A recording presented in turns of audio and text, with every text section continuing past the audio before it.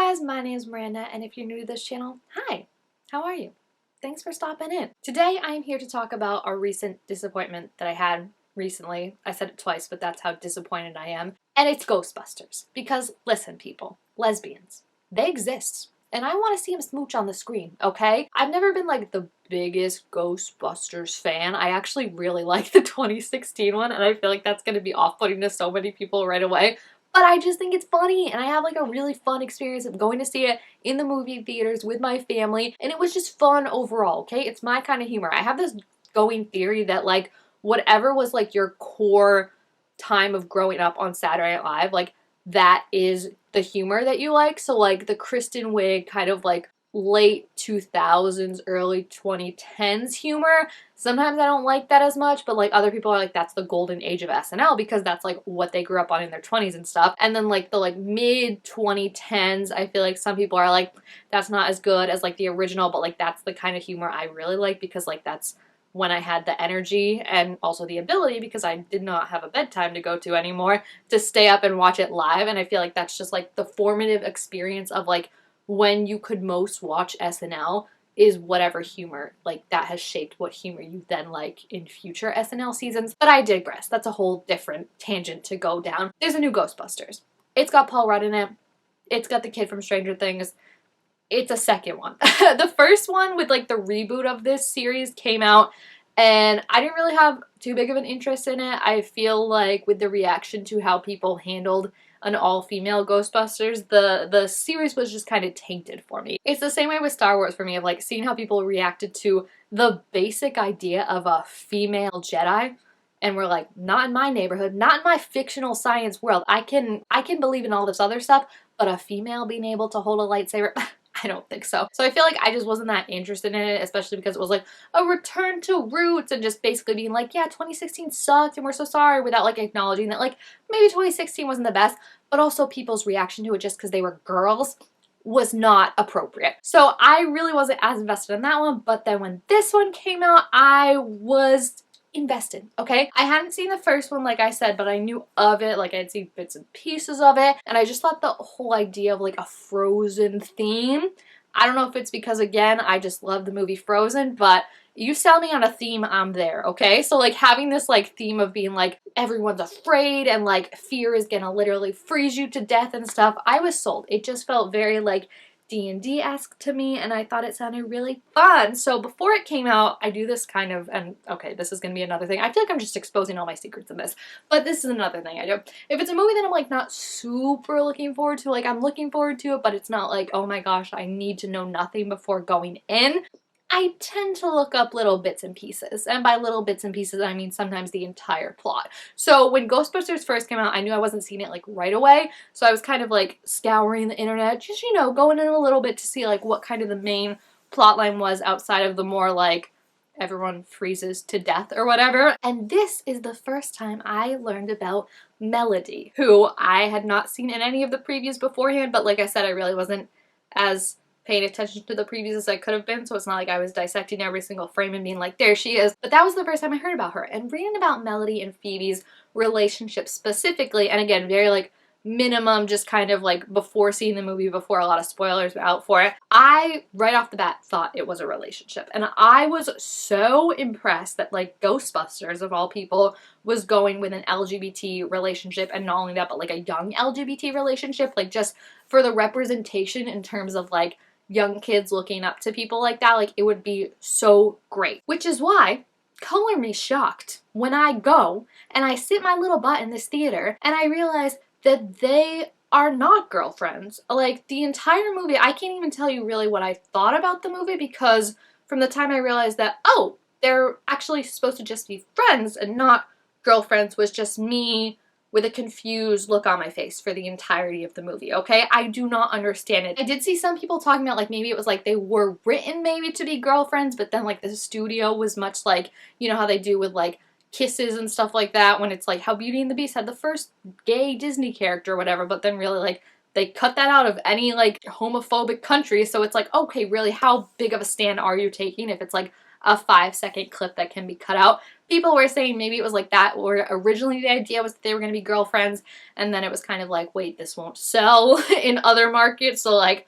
we need to cut it out. The lesbians, they can't know they exist, okay? I was just really disappointed though, because I feel like it could have been, I mean, the undertones are definitely there. And if you know, you know. I feel like, especially in terms of like, just story-wise, it doesn't even make sense for them to just be friends, because the whole point of Phoebe being drawn to Melody is that like no one else she can really feel like she relates to and all that. And the friend aspect just doesn't work, because she had podcasts as a friend, and the thing that she's really feeling left out for the most part is that she can't be a Ghostbuster. She's been benched because the mayor says she's a minor, and technically that's child labor or anything, even though like she's one of 4 people that can do this, but that's a whole other issue. So she's benched and she's really feeling the disconnect. Her family's just like, it's only 3 years, like it's fine, but you know, it's only 3 years. Anyone who really needs to know what that feels like just needs to go and watch any like 90s Disney movie where the kid would be like, I'm 13, Dad, I can make my own decisions. Like 3 years is a long time, especially when like the rest of her family gets to go out and go on these ghost-busting adventures that she feels like is in her blood and she has been like made for. If you're saying, oh, she's missing out on that and that's what Melody connects her to, no, because she has podcasts, and her in podcasts we even see go out and go on like a little mini ghost hunting thing where they find Melody. So it just, that falls apart as soon as you start to dissect it, of being like, well, we wanted her to have a friend because she feels like she really had nobody. She had podcasts, and she had podcasts to fill in the whole gap of like ghost hunting and not being able to do that. Like he literally did that with her, so it doesn't make sense. So clearly I feel like they were devised, or they should have been devised, to be girlfriends. I feel like it would have made even more sense if it was like she's feeling ostracized and kind of out and like no one can really understand her. That ties in very nicely, I feel like, to a lot of storylines that we've seen about people in terms of like trying to figure out their sexuality and figure out how to come out and stuff like that. She isn't close with her mom in this one. She really struggles. She struggles with Paul Rudd's character and trying to figure out like who he really means to her and what he means to her exactly. Like, is he a dad? Is he an ex-science teacher? Like, what does that mean exactly? And I just feel like it would have made so much more sense for her to be like, this is the only person that like I can feel like I can be open and honest with completely and totally gets me. And also they had great chemistry. So like, I'm just so irritated. Like the whole chess scene when they first meet was so cute. And like, I just love the like bantering. And I feel like this very easily, like 10 years ago, I feel like they would have made Melody's character a guy ghost and she would have fallen in love with him. So I don't understand now why we can't have it be that like Melody is the love interest. Because I feel like it just would have made so much more sense, and they had such good chemistry. Like, you're telling me that scene when, like, she ghost planes or whatever, so, like, they exist in the same dimension, you're telling me that wasn't set up to be, like, a big romantic kiss before she betrayed her? Even if it's just, like, a Hans level kind of thing from Frozen, where it's, like, as they're about to kiss, that's when you realize that Melody has betrayed her, which, also going off of that, and I feel like this, I don't want to go too much into why this Ghostbusters movie wasn't a great movie in general. Why would they reveal that Melody, like, was betraying Phoebe so much earlier? It took away any and all tension. Like, I feel like if they had just shown the ghost talking to someone and then being like, I know, like, I can't rush it, like, does it have to be her, blah, blah, and we don't know it's Melody. There were other characters that we had met, like, specifically James McCaster, or whatever his name is. What's his name? Because I don't want to get it wrong. I feel bad. James A. Caster, that's it. But, like, specifically him, like, we didn't know him, so, like, he could have been bad. I was watching the movie with my brother. My brother leaned over, like, as soon as we met that dude and was like, I bet that dude's bad. He wasn't, but I feel you could have kept us guessing for a little bit. It just took out any tension, I feel like, and it would have made, again, a more, like, tragic kind of romantic thing with being like, oh, like, she really likes her and Melody likes her, but we think like they're connecting, and then Melody has this secret agenda all along. Like, it just totally took the air out of a lot of it, and I feel like this could have been really, really good had they just leaned more into that and had actual more scenes with Melody and Phoebe, because like I said, the chess scene was really, really cute in the beginning, and then after that I felt like it kind of was more just like, again, because they kind of leaned away from being like, they're friends, you know, like they're just friends, and leaned away from like the romantic aspect of it.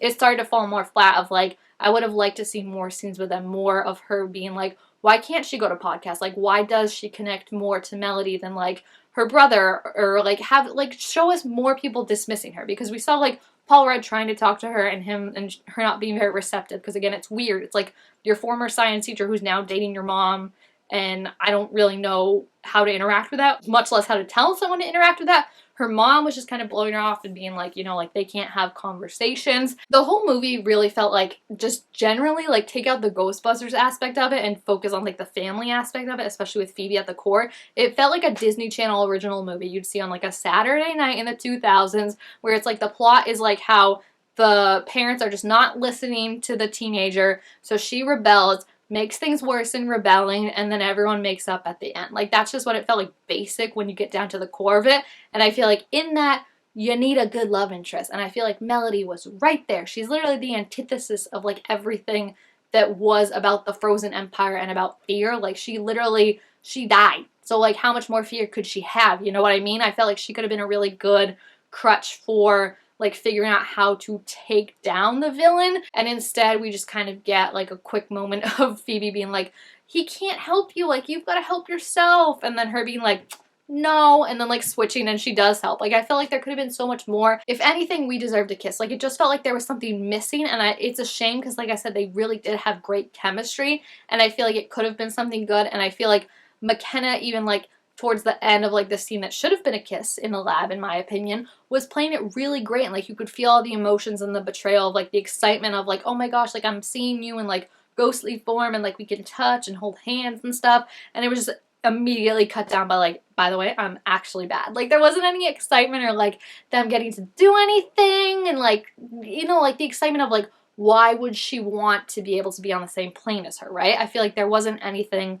of that actually paid off in the long run. So overall, I just think it was a major disappointment, and they should have been girlfriends, okay? That's my main review of Ghostbusters, is Phoebe and Melody should have been girlfriends, and it's a shame that someone stepped in and stopped that. So yeah, if you have seen the movie, let me know if you feel as strongly about this as I do, because I literally think it's a glaring, obvious thing. I think the first scene is definitely a meet cute. I feel like it could very well be seen of like, this was clearly set up to be a love interest, and I don't know why they reined it back, because it would have made Phoebe's character so much more understandable. Of like, if she doesn't even really know this about herself, that she's gay, like it would make sense of why she feels like she can't talk to anyone, because she can't even talk to them about ghost busting, let alone like something that she doesn't fully know. So it would have made more sense of why she was so connected to Melody, even over like her friends, her brother, everyone like that. And it just would have really sold, I think, the story, instead of making it seem like she was just kind of acting out and not being listened to. Like, I feel like it would have just made a deeper storyline and made her character feel more deep